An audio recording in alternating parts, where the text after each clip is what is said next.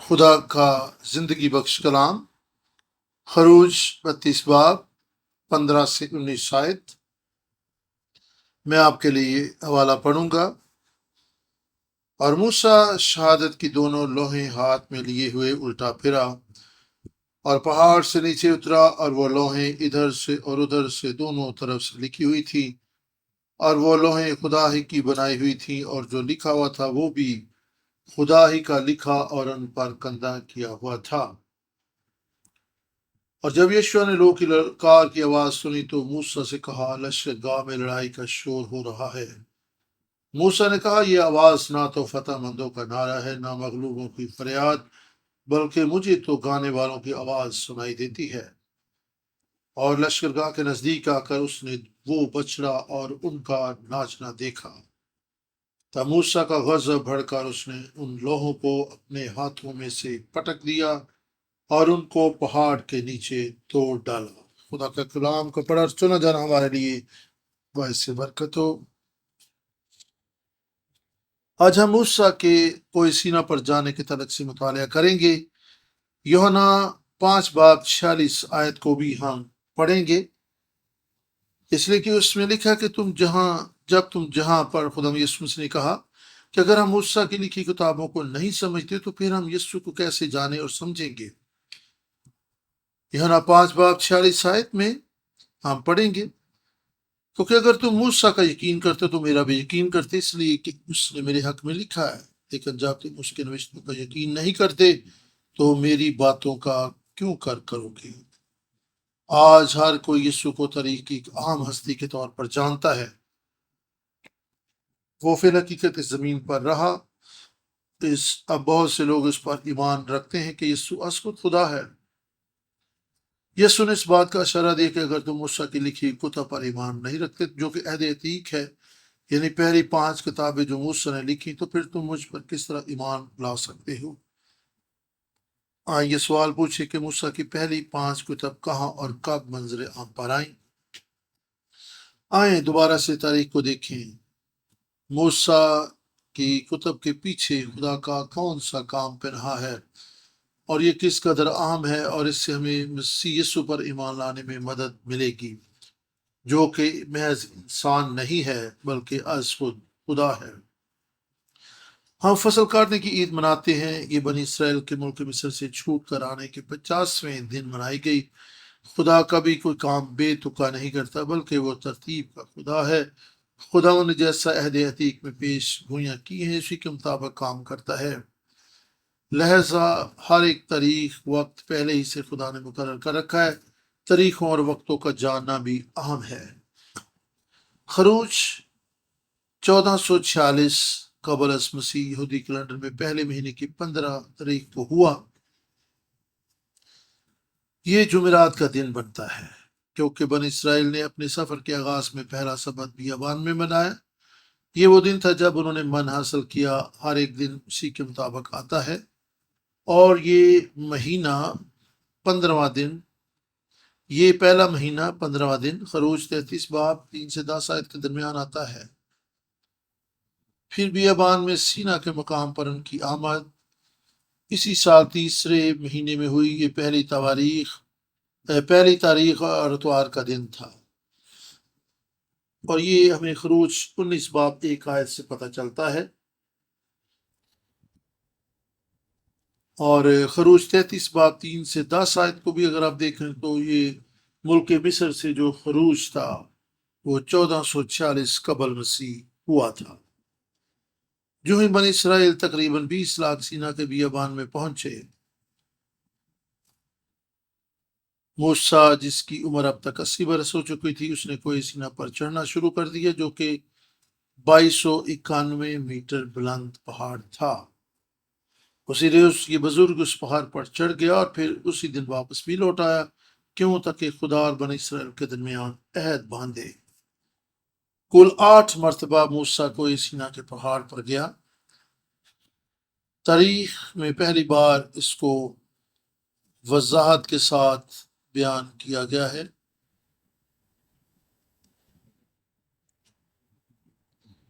کل 8 مرتبہ موسیٰ کوہ سینا کے پہاڑ پر گیا۔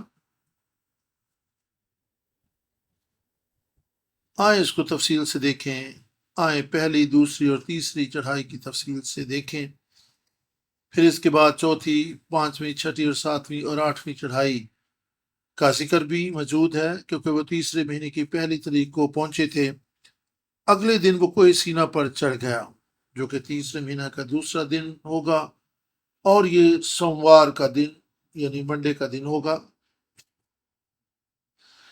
کیونکہ وہ اتوار کو پہنچے تھے۔ اگلا دن پانچواں ہوگا، جمعرات کا دن۔ اگلے روز چوتھی دفعہ مرد خدا موسیٰ کو سینا پر چڑھ گیا، جو کہ چھٹا دن تھا، جمعہ کا دن۔ پانچویں بار وہ ساتویں روز پہاڑ پر چڑھا، جو کہ ہفتے کا دن تھا۔ اب چھٹی، ساتویں اور آٹھویں چڑھائی، یاد رکھیں یہ 40 دن کا سفر تھا۔ وہ کوہ سینا پر جب بھی گیا 40 دن ٹھہرا۔ چھٹی بار وہ اگلے روز یعنی اتوار کے دن پہاڑ پر چڑھا۔ وہ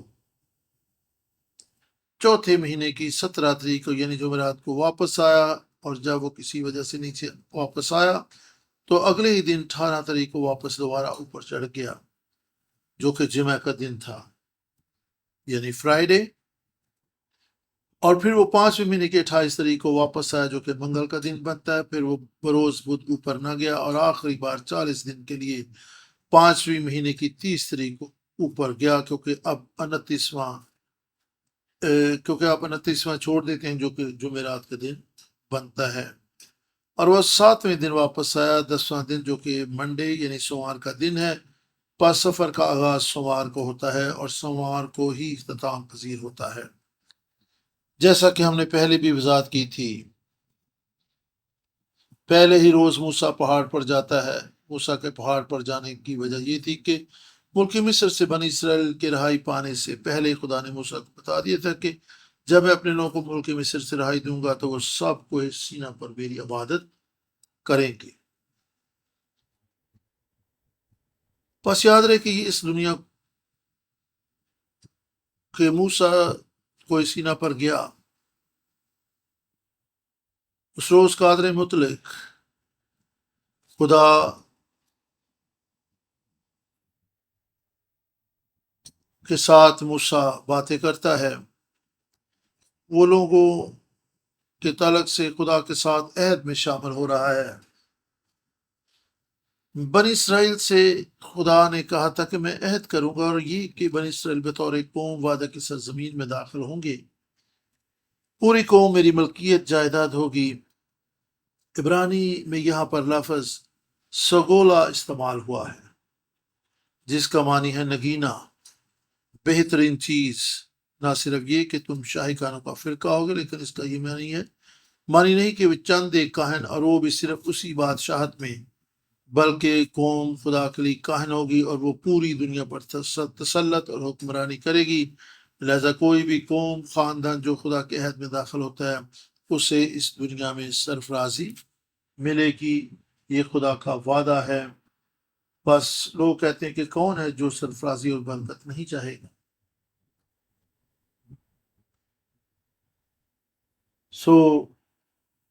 خدا نے ہمیں اپنی ملکیت کہا ہے، خدا نے ہمیں اپنی بادشاہی کے کاہن کہا ہے۔ ہم اس کے لیے شاہی کاہنوں کا فرقہ ہیں، ہم اس کی قیمتی جائیداد ہیں۔ غور کریں کہ خدا نے ہمیں کس قدر عظیم قوم ٹھہرایا ہے، اور ہم اس کے دل کے کس قدر قریب ہیں۔ پوری قوم میری ملکیتی جائیداد ہوگی، اور جیسا میں نے پہلے بتایا یہاں پر لفظ سگولا استعمال ہو، جس کا معنی ہے نگینا۔ اور آپ سمجھ سکتے ہیں کہ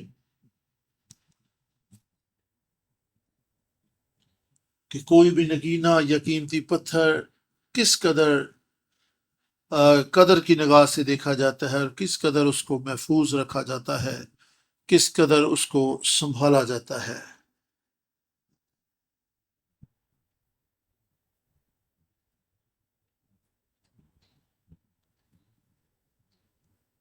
بس موسیٰ نے اگلے روز یہ پیغام خدا کو پہنچا دیا۔ خدا اس پہاڑ پر اترا ہوا تھا، کوئی گنہگار شخص اس پہاڑ تک رسائی حاصل نہیں کر سکتا تھا۔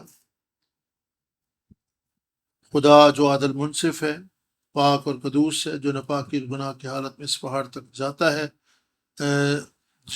جائے گا، وہ وہی ہلاک ہو جائے گا۔ خدا نے پہلے ہی اپنے لوگوں کو آگاہ کر دیا تھا کہ وہ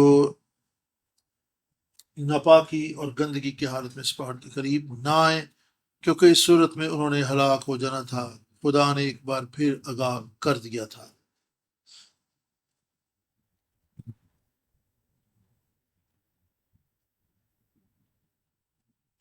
موسیٰ نے واپس آ کر سب لوگوں سے کہا کہ پہاڑ کے نزدیک نہ جانا۔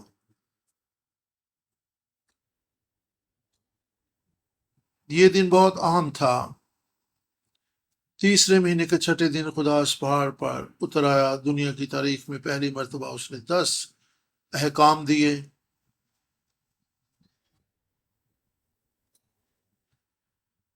یہ خروج 20 باب میں لکھے ہوئے ہیں، 1 تا 17 آیت تک۔ ملک مصر سے نکل آنے کے 50 دن بعد یہ ہوا، پس انہوں نے فسح کا بکرا ذبح کیا۔ جب وہ ملک مصر سے نکل آئے، کوئی سینہ کے بیابان میں آئے تو موسیٰ کوہ سینہ پر چڑھ گیا۔ ملک مصر سے نکل آنے کے 50ویں دن بعد انہوں نے 10 احکام حاصل کیے، جو کہ خروج 20 باب میں دیکھنے کو ملتے ہیں۔ خدا یسوع مسیح کو بھی مصلوب کیا گیا تو مردوں میں سے زندہ ہو گیا، اور اس کے مردوں سے زندہ ہونے کے 50 دن بعد شاگردوں کو روح القدس ملا، جسے ہم یوم پینتیکوس کہتے ہیں۔ حتیٰ کہ یوم پینتیکوس بے تکا نہیں آیا تھا، یہ پہلے سے خدا کے منصوبے کا حصہ تھا۔ اس کا بائبل مقدس میں بھی ثبوت ملتا ہے کہ بہت سال پہلے خدا کی طرف سے یہ طے ہو گیا تھا۔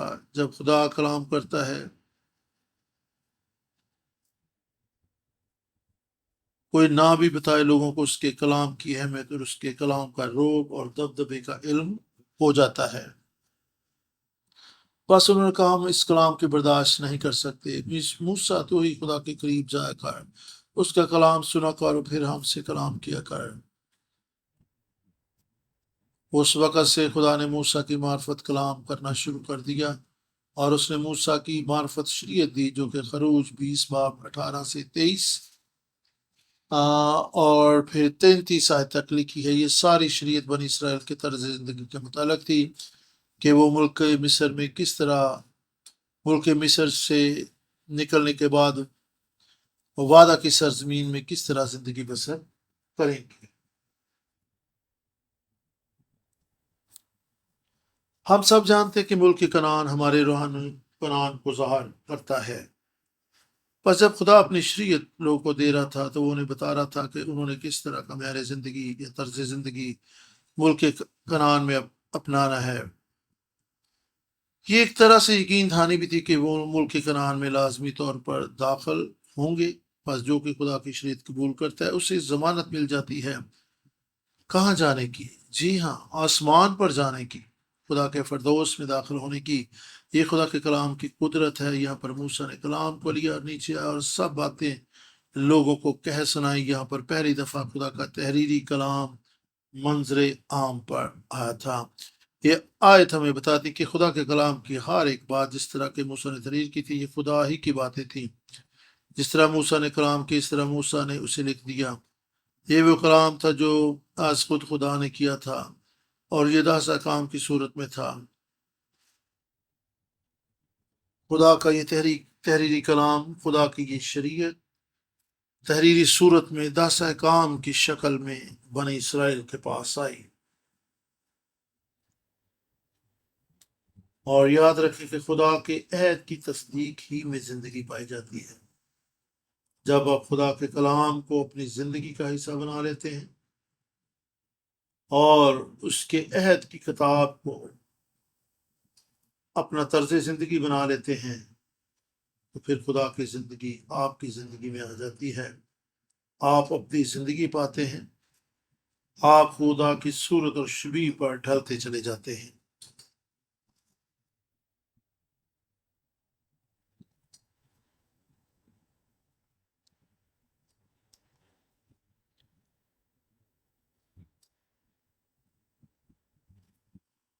خدا ان کے لیے ایک خاص طرز زندگی کی توقع کرتا تھا۔ خدا یہ چاہتا تھا کہ اس کے لوگ وعدہ کی سرزمین میں ایک مخصوص طرز زندگی اپنائیں تاکہ ارد گرد کی قومیں جانیں کہ وہ اس کے لوگ ہیں۔ اب یہاں پر سوال یہ ہے کہ ہم جو بلائے گئے ہیں ہمارا طرز زندگی کیسا ہے؟ کیا ارد گرد کے لوگ جانتے ہیں، ہماری طرز زندگی سے جانتے ہیں کہ ہم خدا کے لوگ ہیں؟ دوسرا پطرس اور اس کا پہلا باب اور 20 اور 21 آیت کو دیکھیں۔ اس کا معنی یوں کہ ہم نے خدا کے کلام کی تفسیر کو اپنے طور پر جس طور پر چاہیں نہیں کرنا۔ ایسا نہیں کہ آپ جس طرح چاہیں ڈھال لیں اور اپنی مرضی کے معنی اور مفہوم نکال لیں۔ لازم ہے کہ خدا کے کلام کی تفسیر کلام ہی سے ہو۔ کوئی بھی پیش گوئی یا نبوت کی بات روح القدس کی تحریک سے ہوتی، نہ کہ انسان اپنی مرضی سے بولتا ہے۔ پس بائبل مقدس جو عہد کی کتاب ہے، اس میں خدا کا کلام موجود ہے۔ یسایا 34 باب 16 آیت کو بھی آپ نوٹ کر سکتے ہیں۔ یہاں پر بھی ہم دیکھ سکتے ہیں کہ خدا کے کلام کی تفسیر و تشریح کے بارے میں کیا لکھا ہے، جس طرح کہ دوسرا پطرس 1 سے 20 آیت، ایک باب 20 اور 21 آیت بیان کرتی کہ ہم نے اپنی مرضی سے خدا کے کلام کی تفسیر اور تشریح نہیں کرنی، کیونکہ ہر بات جو روح القدس کی تحریک سے بولی جاتی ہے اس کو روح ہی میں سمجھا جاتا ہے۔ اور یسایا 34 باب اور اس کی 16 آیت کو اگر آپ دیکھیں تو یہاں پر بھی لکھا ہے، تم خدا کی کتاب میں ڈھونڈو اور پڑھو، ان میں سے ایک بھی کم نہ ہوگی، کوئی بے جفت نہ ہوگی، کیونکہ میرے منہ نے یہی حکم کیا ہے اور اس کی روح نے ان کو جمع کیا ہے۔ یہاں پہ اب دیکھیں خدا یہ کہہ رہا ہے کہ ڈھونڈو، تلاش کرو، میرے منہ کی باتوں پر غور کرو۔ عہد کی یہ کتاب موسیٰ نے 1446 قبل از مسیح لکھنا شروع کی۔ یہ خدا کی طرف سے ایک مخصوص مکاشفہ تھا۔ بس اس کے بعد اگلی صبح ایک تقریب ہوئی، یہ عہد کی تقریب تھی۔ خروج 24 باب 3-4 آیت میں اس تعلق سے دیکھا جا سکتا ہے، موسیٰ نے خون لے کر لوگوں پر چھڑکا۔ موسیٰ نے لوگوں پر چھڑ کر کہا،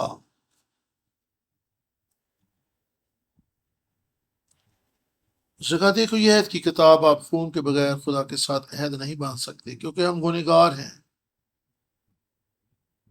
ہم اور خون میں زندگی ہے، خون تو ایک نشان ہے۔ خروج 24 باب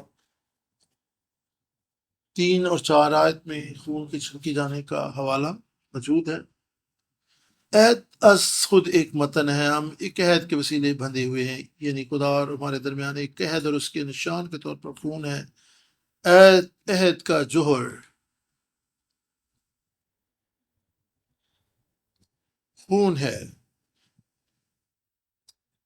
جس خدا کے زندہ کلام میں سے ہم دیکھ رہے ہیں یہی ہماری زندگی ہے۔ ہم کہہ سکتے کہ خون زندگی ہے۔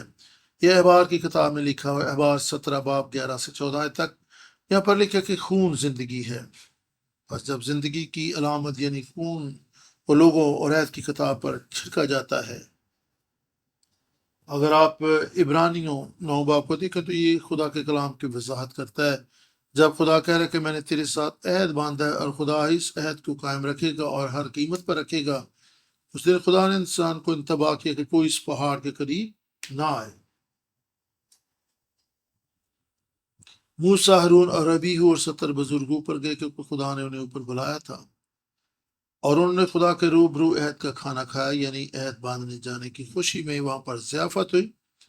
انہوں نے نہ صرف خدا کو دیکھا بلکہ اس کو روبرو کھایا پیا۔ خدا نے اسرائیل نے اسے کلام کیا جنہوں نے 400 برس تک غلامی دیکھی تھی۔ خدا فرماتا ہے 24 باب خروج 24 باب 11 آیت، اور اس نے بنی اسرائیل کے شرفا پر اپنا ہاتھ نہ بڑھایا، سو انہوں نے خدا کو دیکھا اور کھایا اور پیا۔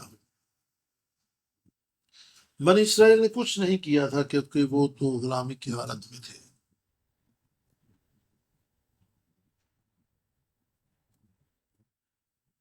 لیکن چونکہ خدا کا کلام ان کے پاس آیا تھا، اب ان کا معیار، وقار اور حیثیت بالکل بدل گئی تھی۔ اب وہ غلام نہیں بلکہ اعلیٰ درجہ کے شہری بن چکے تھے۔ خدا نے کہا کہ یہ نہ سمجھو کہ تم راست باز ہو، میں نے تمہیں بطور ایک خاص قوم لیا ہے کہ تمہارے ساتھ ایک نیا عہد قائم کروں۔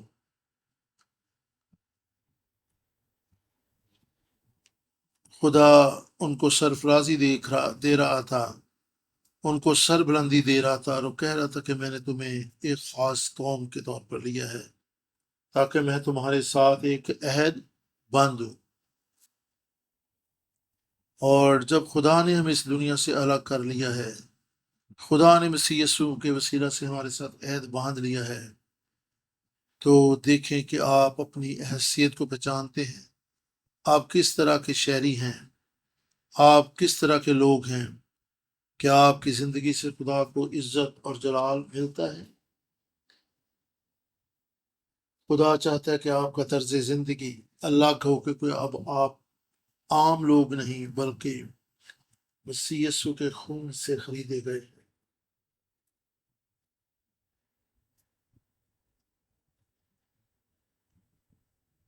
اور استثنا 9 باب 4 سے 6 آیت واضح طور پر بتاتی ہے کہ جب خداوند تیرا خدا ان کو نکال چکے تو اپنے دل میں یہ نہ کہنا کہ میری صداقت کے سبب سے خدا مجھے اس ملک میں قبضہ کرنے کو یہاں لایا، کیونکہ فی الواقع ان کی شرارت کے سبب سے خداوند ان کو تیرے آگے نکالتا ہے، تو اپنی راست بازی، اپنے دل کی راستی کے سبب سے اس ملک پر قبضہ کرنے کو نہیں جا رہا، بلکہ خداوند تیرا خدا ان قوموں کی شرارت کے باعث ان کو تیرے آگے سے خارج کرتا ہے، تاکہ یوں وہ اس وعدہ کو جس کی قسم اس نے تیرے باپ دادا ابراہیم، اسحاق اور یعقوب سے کھائی تھی پورا کرے۔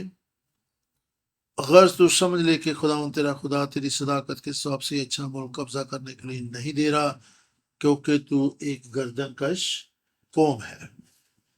استثنا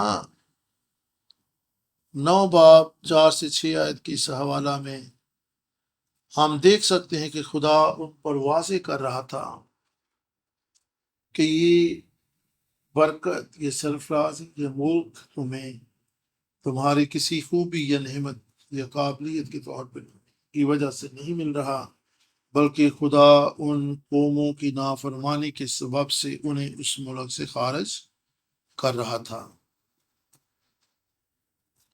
بھائیو بہنوں، یہ ہماری راست بازی کے سبب سے نہیں کہ آج ہم یہاں پر خدا کی پرستش اور عبادت کے لیے موجود ہیں اور اس کے کلام کو سیکھنے کے لیے یہاں پر موجود ہیں۔ یہ اس کا فضل ہے کہ ہم اس کی خدمت کے لیے تیار رہتے ہیں اور وہ ہمیں موقع فراہم کرتا ہے۔ یہ اس کا فضل ہے جو اپنے وعدوں کو پورا کرنے میں وفادار اور تیار رہتا ہے، جو اس نے ہزاروں سال پہلے اپنی قوم سے کیے تھے۔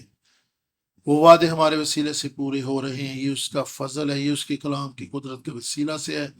یہ عہد کی وہ قوت ہے جو اس وقت موجود ہے کہ ہم خدا کی نظر میں گراں بہاں ہیں۔ وقت کی ضرورت یہی ہے کہ ہم خدا کے عہد کے لوگ ہوتے ہوئے ہم اپنے معیار اور وقار کو پہچانیں کہ ہم اس کی نظر میں کس قدر بیش قیمتی اور کسی بھی چیز سے بڑھ کر قیمتی ہیں۔ ہمارے پاس زندہ خدا کا کلام ہے۔ خروج 24 باب 11 اور 12 آیت میں خدا کا کلام میں لکھا ہے، اس نے اسرائیل کے شرفا پر ہاتھ نہ بڑھایا۔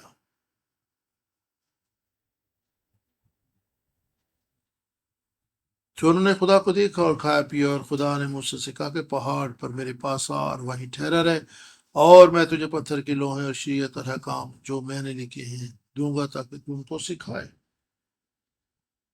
خروج 12 باب میں بھی ہم پتھر کی لوہوں کے بارے میں دیکھ چکے ہیں، اور یہاں پر خروج 24 باب میں بھی ان لوہوں کا دوبارہ ذکر ہمیں دیکھنے کو ملتا ہے۔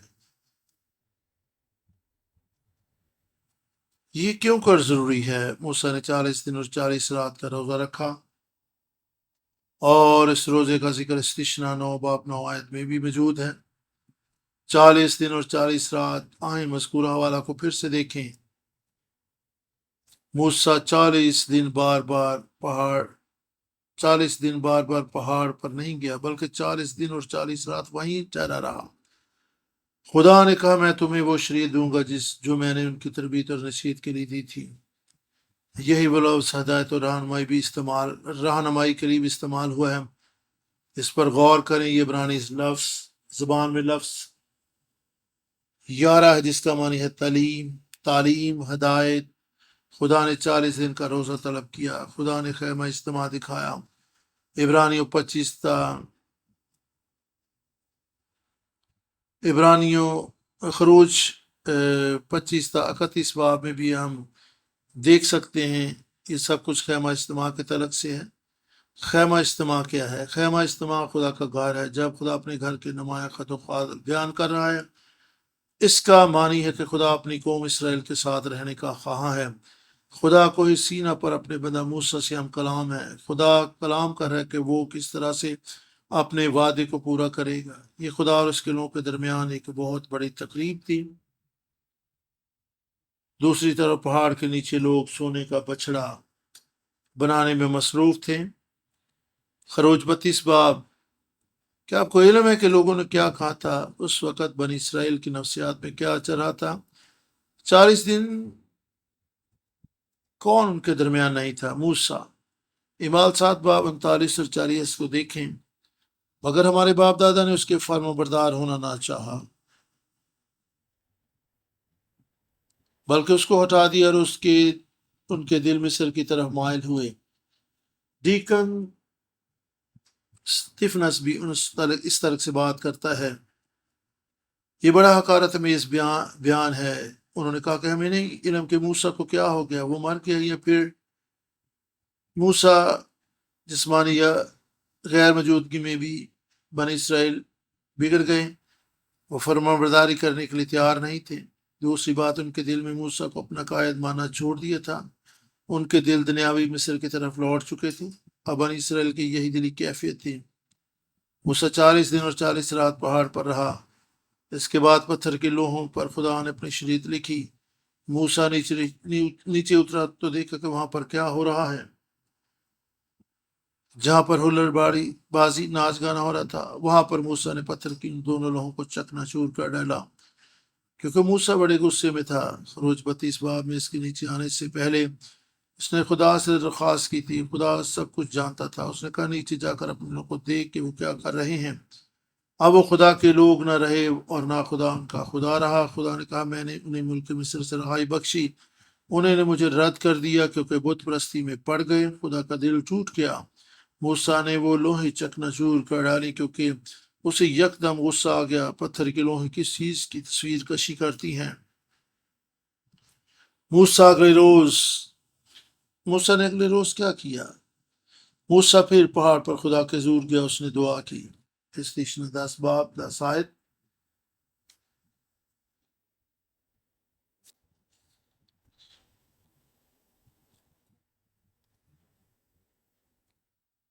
اس طرح استشنا 9 باب 25 سے 29 آیت کو بھی اگر آپ دیکھیں، یہ بہت اہم آیات ہیں۔ موسیٰ نے اپنے لوگوں کے لیے شفاعت کی۔ وہ خدا کے حضور گر گیا اور 40 دن اور 40 رات دعا میں ٹھہرا رہا، کیونکہ خدا نے کہا تھا کہ وہ اپنے لوگوں کو نیست کر ڈالے گا۔ موسیٰ نے کہا خدا نے اپنے لوگوں کو نیست نہ کر، وہ تیری میراث ہیں جنہیں تو نے ملک مصر سے رہائی بخشی۔ تو نے اپنے زور بازو کے ساتھ بڑی شان و شوکت سے اپنے لوگوں کو غلامی کی جوئی سے چھڑایا ہے، اور اس عہد کو قائم رکھا ہے جو تو نے ابراہیم سے قائم کیا تھا۔ اپنے اس عہد کو یاد کر جو تو نے ابراہیم، اسحاق اور یعقوب سے باندھا تھا۔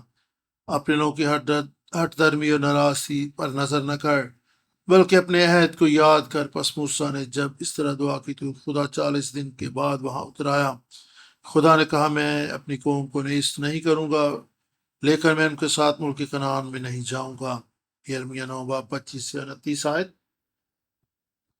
کوئی آپ کے لیے اس طرح سے دعا کر رہا ہے، اس کی ہٹ درمی پر نظر نہ کریں، بلکہ رومیو 8 باب 33-34 آیت کو یاد کریں۔ خدا کے برگزیدوں کو پر کون نالش کرے گا؟ خدا وہ ہے جو ان کو راست باز ٹھہراتا ہے۔ کون ہے جو مجرم اٹھائے گا؟ مسیح یسوع وہ ہے جو مر گیا بلکہ مردوں میں سے جی اٹھا، اور خدا ان کی دہنی طرف ہے اور ہماری شفاعت بھی کرتا ہے۔ یہی وجہ کہ ہم خدا کے قہر و غضب کے نیچے ہیں۔ یسوع نے بھی ہمارے لیے شفاعت کی، بلکہ ہم اس کے نام اور فضل کی بدولت وعدہ کی سرزمین میں داخل ہوں گے۔ بنی اسرائیل کو احساس ہوا کہ ان کا گناہ کس قدر سنجیدہ تھا۔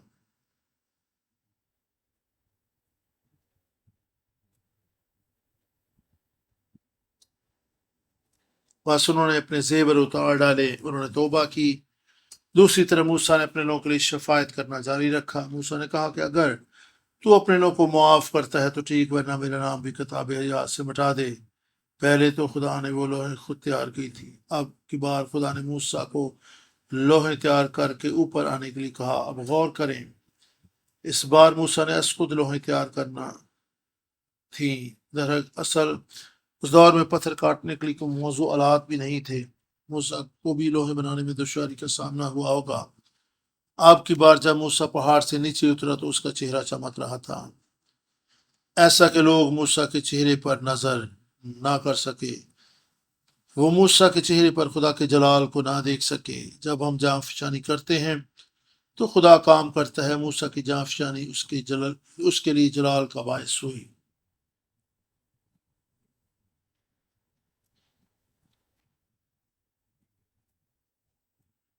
اور موسیٰ شفاعت کرتا رہا۔ ابھی ہم نے استثنا کی حوالہ دیکھا تھا، 9 باب 25 اور 26 آیت۔ اور اس جاں فشانی کے باعث اور اس شفاعت کے باعث جو موسیٰ نے خدا کے لوگوں پہ کی تھی، خدا نے اس کی دعا کو سنا، اس کو جلال سے منور کیا اور اس کو اپنی حضوری میں قبول کیا۔ جی ہاں، موسیٰ شفاعت کرنے کے سبب سے، اپنی قوم کے لیے پیشن رکھنے کے سبب سے خدا کے حضور میں مقبول ٹھہرا۔ اس کا چہرہ جلال سے منور ہونا اس بات کو اظہار کرتا ہے کہ وہ خدا کے حضور میں مقبول ٹھہرا، اس نے خدا کی قربت کو بھی حاصل کیا۔ پتھر کی یہ لوہیں کس چیز کو پیش کرتی ہیں؟ زکریا 7 باب 12 آیت میں لکھا، یہ ہمارا دل ہے۔ آئیں اس حوالہ کو پڑھیں۔ اور انہوں نے اپنے دلوں کو الماس کی مانند سخت کیا تاکہ شریعت اور اس کے کلام کو نہ سنیں جو رب الفاظ نے گزشتہ نبیوں پر اپنی روح کی معرفت نازل فرمایا تھا۔ اس لیے رب الفاظ کی طرف سے قہر شدید نازل ہوا۔ تو خدا نے اپنے لوگوں کو قبول کیا، اور اس طرح ہم بھی مسیح یسوع میں مقبول ٹھہر چکے ہیں۔ ہمیں مسیح یسوع میں راست باز ٹھہرایا گیا ہے۔ رومیو 8 باب 33 اور 34 کو آپ دیکھ سکتے ہیں کہ ہم راست باز ٹھہرائے گئے ہیں۔ ہم خدا کے قہر و غضب کے نیچے نہیں ہیں، اور اس کی وجہ یہ کہ ہمارے لیے قیمت ادا کر دی گئی ہے۔ اس کی وجہ یہ ہے کہ مسیح یسوع نے ہمارے گناہوں کی قیمت ادا کر دی ہے۔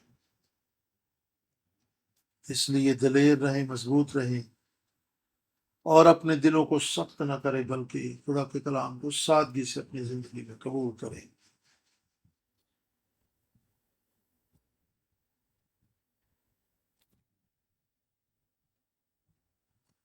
جب خدا کسی کو راست باز ٹھہراتا ہے تو کون اس پر نالش کر سکتا ہے؟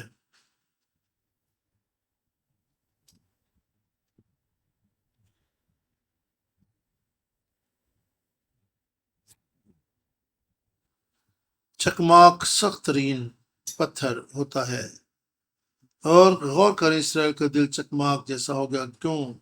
پتھر کا دل کسے کہتے ہیں؟ مذکورہ حوالہ کی روشنی میں جب ہم کلام پر غور کرتے ہیں، کیا یہ لفظ یا پھر خدا کا روح، جب ہم کلام کو محض لفظ اور عبارت سمجھتے ہیں نہ کہ خدا کا روح، تو پھر ہمارا دل چکماک جیسا ہو جاتا ہے۔ جب ایسا ہوتا ہے تو پھر ہم خدا کے پیغمبر اس کے لوگوں پر تو پھر خدا کے کلام اور اس کے لوگوں کے درمیان ایک پردہ حائل ہو جاتا ہے۔ آپ خدا کا جلال پورے طور پر نہ دیکھ پائیں گے۔ اس بات کا شعور اور فہم حاصل کریں کہ عہد کی کتاب کیا ہے اور یہ پہلے کس طرح بنائی گئی۔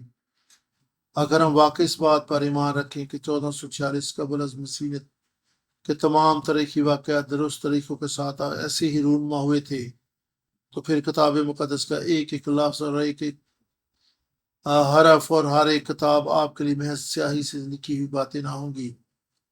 دوسرا کرنتھیوں 3 باب واضح کرتا کہ بنی اسرائیل کے ساتھ کیا ہوا۔ خدا پتھر کی لوحوں کے تعلق سے اس قدر دلچسپی کیوں رکھتا ہے؟ دوسرا کرنتھیوں 3 باب 14 سے 18 آیت۔ خدا کی طرف سے انصاف جو کہ روح ہے، جب ہم خداوند کی طرف رجوع لاتے ہیں تو یہ پردہ ہماری آنکھوں سے اٹھ جاتا ہے جب ہم اس بات کو پہچان جاتے ہیں کہ کلام روح ہے۔ جب خداوند روح ہے تو پھر زندگیوں میں تبدیلی بھی ہونی چاہیے۔ روح کیا ہے؟ یہ نیا عہد ہے۔ یہ وہ نہیں نیا عہد ہے جس کا خدا نے وعدہ کیا تھا۔ یہ وہ عہد نہیں جو پتھر کے لوحوں پر ہاتھ سے لکھا گیا تھا، بلکہ خدا نے کہا کہ یرمیہ 31 باب 32 سے 33 آیت پڑھیں۔ دیکھ وہ دن آتے ہیں، خدا فرماتا ہے، جب میں اسرائیل کے گھرانے اور یہودا کے گھرانے کے ساتھ نیا عہد باندھوں گا، اس عہد کے مطابق نہیں جو میں نے ان کے باپ دادا سے کیا جب میں نے ان کی دستگیری کی۔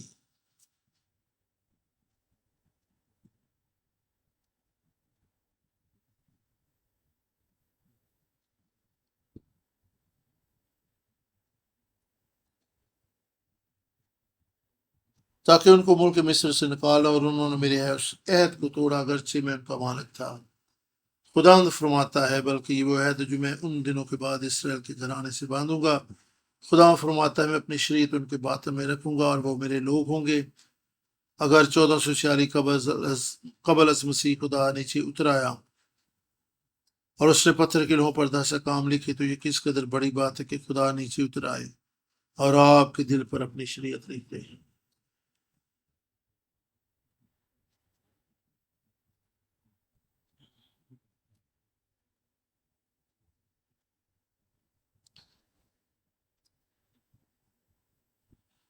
خدا نے اس کا وعدہ کیا تھا اور بلا شبہ اس نے مسیح میں اس کو پورا کیا۔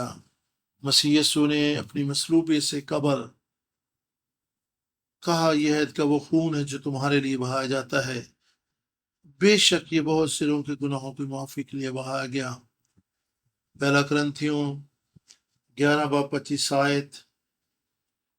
یسوع نے واضح طور پر کہا، یہ میرے خون میں نیا عہد ہے۔ یسوع اس نئے عہد کی تکمیل پہلے ہی کر چکا ہے۔ نیا عہد جو خدا موسیٰ کو پہلے ہی دکھا رہا تھا۔ یقین جانے کہ خدا نے مسیح یسوع کے وسیلہ سے آپ کے ساتھ پہلے ہی عہد قائم کر لیا ہے۔ اور پھر زکریا کے حوالے میں دل کی سختی کی طرف سے ہم نے پڑھا تھا، ہمیں اپنے دلوں کو سخت نہیں کرنا تاکہ خداوند جو کچھ ہمارے دلوں پر لکھے وہ ہماری جانوں میں قابل قبول ہو۔ دوسرا کرنتھیوں 3 باب 6 سے 9 آیت کو دیکھیں۔ خداوند یسوع نے واضح کہا، یہ میرا یہ کلام روح بھی اور زندگی بھی ہے۔ اور پہلا دوسرا کرنتھیوں 3 باب 6 سے 9 آیت، جس نے ہمیں نئے عہد کے خادم ہونے کے لیے لائق بھی کیا۔ لفظوں کے خادم نہیں بلکہ روح کی، کہ کوئی لفظ مار ڈالتے ہیں لیکن روح زندہ کرتا ہے۔ اور جب موت کا وہ ہے جس کے حروف پتھروں پر کھودے گئے تھے ایسا جلال والا ہوا کہ بنی اسرائیل موسیٰ کے چہرے پر اس جلال کے سبب سے جو اس کے چہرے پر تھا غور سے نظر نہ کر سکے، حالانکہ وہ گھٹتا جاتا تھا۔ تو روح کا عہد ضرور ہی جلال والا ہوگا۔ تو جب مجرم ٹھہرانے والا عہد جلال والا تھا تو راست بازی کا عہد ضرور ہی جلال والا ہوگا۔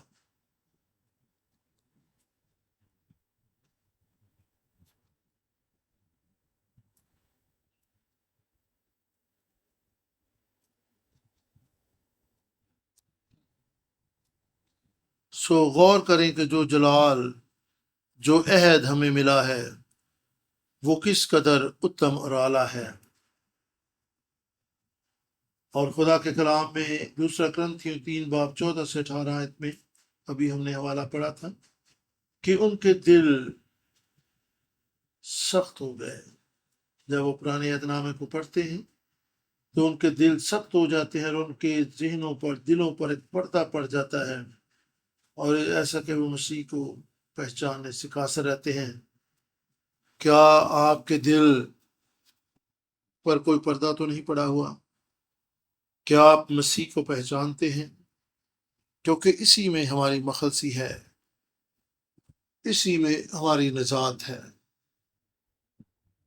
اس کے علاوہ ہماری کوئی راست بازی، کوئی خوبی اور لیاقت نہیں، کوئی روزے، کوئی دعائیں، کوئی خیر خیریت دے یقی دینا ہمیں خدا کے ظلم میں مقبول نہیں ٹھہرا سکتا۔ وہ یہ ساری باتیں ہمیں کرنی ہیں، وہ یہ سب کچھ ہمارا طرز زندگی ہونا چاہیے، لیکن خدا کے حضور راست باز ٹھہرنے کے لیے یسوع مسیح ہی بات سردار کاہن ہے، جس کے وسیلہ سے ہم نجات پاتے ہیں، خدا کی میراث ٹھہرتے ہیں اور خدا کے عہد میں شامل ہو جاتے ہیں۔ اور خدا چاہتا ہے کہ ہم روح میں درجہ بدرجہ جلال پاتے جائیں اور ہمارے ذہنوں اور دلوں پر کوئی پردہ نہ پڑا رہے۔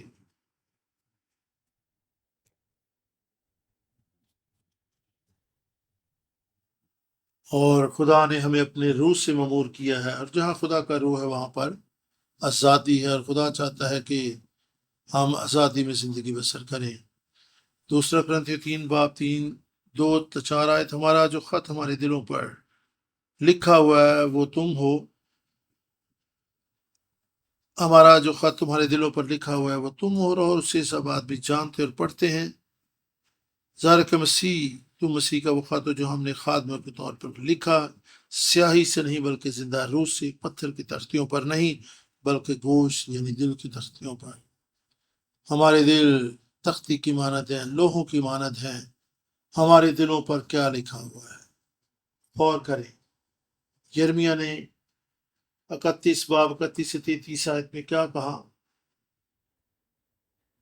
خدا فرماتا ہے یہ وہ عہد ہے جو میں ان دنوں کے بعد اسرائیل کے ساتھ باندھوں گا، میں اپنی شریعت ان کے دلوں پر لکھوں گا، میں ان کا خدا ہوں گا اور وہ میرے لوگ ہوں گے۔ آپ کے دل کی تختی پر خدا کا کلام لکھا جا چکا ہے بمطابق یرمیہ کے اس حوالہ کے۔ آئیں اس کلام کی قدر کریں، اس عہد کی قدر کریں، اور خدا کے لوگ ہوتے ہوئے اپنی حیثیت اور مقام کو پہچانیں۔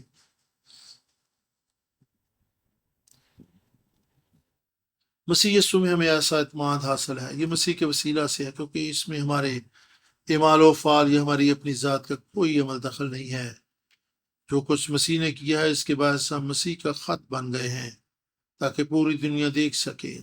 آئیں روزمرہ زندگی میں یہ اعتماد اور بھروسہ حاصل کریں کہ ہم مسیح کے لوگ ہیں، ہم خدا کے برگزیدہ لوگ ہیں۔ متی 26:28 آیت، یسوع نے کہا کہ یہ میرے عہد کا میرے عہد کا خون ہے جو تمہارے لیے بہایا جاتا ہے، بلکہ تمہارے گناہوں کی معافی کے لیے بہایا جاتا ہے۔ پہلا کرنتھیوں 11:25 آیت، یسوع نے پیالہ لیا اور یہ کہہ کر شکر کیا اور شاگردوں کو دیا، کہا کہ یہ میرے نئے عہد میں پاک خون ہے جو تمہارے لیے بہایا جاتا ہے۔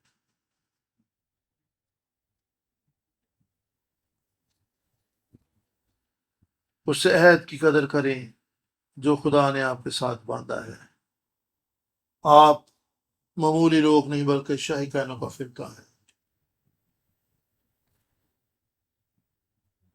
دوسرا کرنتھیوں 3:6-9 آئے، کیا یہ کوئی چھوٹا شرف ہے کہ ہم نئے عہد کے خادم ہیں اور لفظوں سے، حرفوں سے، قلم سے نہیں بلکہ روح سے ہمارے دلوں پر خدا کا کلام لکھا گیا ہے۔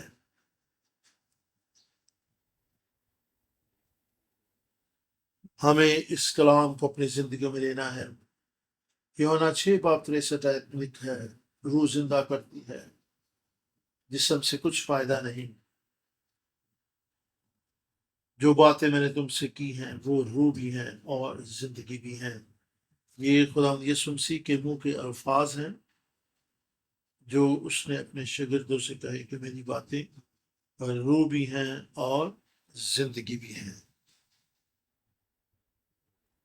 کیا آپ خدا کے کلام کی باتوں کو ہر روز پڑھتے ہیں، سنتے ہیں؟ کیا انہیں اپنی زندگی کا حصہ بناتے ہیں؟ کیا خدا کے کلام کے وعدے آپ کے لیے دلیری اور قوت کا باعث ہے؟ کیا مخلصی کی تاریخ آپ کی زندگی میں اس طور سے کام کرتی جس طور سے خدا چاہتا؟ دوسرا کرنتھیوں 3:2-4 آئے، تم مسیح کا خط ہو۔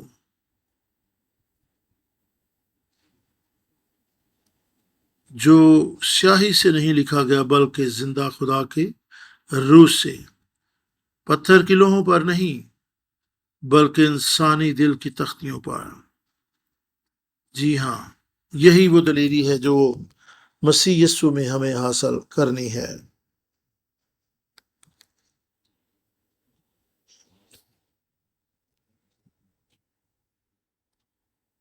یہی ہماری دلیری ہے کہ جب خدا نے ہمیں اپنا روح دے دیا ہے تو ہم پاک اور راست باز ٹھہر چکے ہیں، ہم شاہی کہنوں کا فرقہ ہیں۔ آئے دعا کریں۔ آئے خدا باپ، اس موقع کے لیے تیری شکر گزاری کرتے ہیں کہ تو نے ہمیں یہ موقع عطا کیا کہ دوبارہ سے تاریخ پر غور سکیں، جہاں موسیٰ نے سخت محنت اور جاں افشانی کر کے بنی اسرائیل کو تیری طرف سے باندھے گئے عہد کے مطابق وعدہ کی سرزمین میں داخل کرایا۔ خدا باپ، تیرا شکر کہ تو نے اپنے بیٹے خدا یسوع مسیح کو اس دنیا میں بھیجا، جس نے دن رات جاں افشانی سے کام کیا تھا کہ ہم تیرے شہد میں جڑے اور قائم رہ سکیں۔ ہماری کمزوریوں اور بہت سی کمیوں کے باوجود تیرے بیٹے یسوع کے صلیب پر مکمل شدہ کام کی وساطت سے ہم تیرے عہد میں شامل رہ سکیں۔ آئے باپ، ہم دعا کرتے ہیں کہ تو ہمارے دلوں کو برکت دے، یہ کبھی بھی تیری نافرمانی پر آمادہ نہ ہو، بلکہ ایسے دل بن جائیں جو خدا یسوع کو قبول کرنے والے ہوں۔ تیرے کلام میں ہماری خوشی اور خرمی ہو، مدد فرما کے دل سے حقیقی طور پر تیری تابعداری میں زندگی بسر کریں، اس لیے نہیں کہ ہم راست باز ٹھہریں بلکہ تیری محبت میں ہم تیرے فرما بردار بن جائیں، کیونکہ مسیح یسوع کے وسیلہ سے ہم پہلے ہی راست باز ٹھہرا دیے گئے ہیں۔ فضل دے کے تیرے کلام پر بھروسہ رکھیں، تیرے کلام کی فرما برداری کریں تاکہ روحانی اصول کے مطابق زندگی بسر کر سکیں۔ تیرا شکر ہو، ہم اس بابرکت وقت کے لیے خدا یسوع مسیح ناصری کے نام سے تیری شکر گزاری کرتے ہیں کہ تو نے ایسا شرف دیا، ایسا وقت دیا، فضل توفیق دی، ایسا انتظام بخشا کہ ہم تیرے کلام کو سیکھ سکیں۔ یسوع کے نام میں آمین۔ ہالے لویا۔